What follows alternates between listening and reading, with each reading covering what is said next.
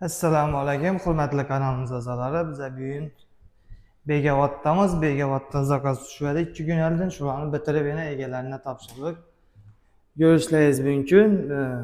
Bu yerning razmeri 9 metr, 3,5 metr devordan devorga tortildi. Patologimiz oqsvet bo'ldi. Bu gullari go'k bo'ldi, mana go'k gul bo'ldi. Nechun desa, oboya go'k ekan, mana shu oboya qo'shsin deb shunda go'k gulni tanladilar klientlar. Основной bu gullar sal zlatiskada ishlanib yuradi. Mana klientni aytgani uchun shunda go'k sveti o'zgartirdik biz zlatiska vajlarni. Tak, yana patolog ko'rishlaringiz mumkin. 2 dona lustra qo'yildi mana shunday kichkinaroq bo'lsa ham. Bellari 1 kvadratdan gul tushdi, o'rtasida 2 kvadrat. Bellarni ham tashlab berdik, quruq qolib ketmasin deb. Şimdi bo'lib chiqdi bu.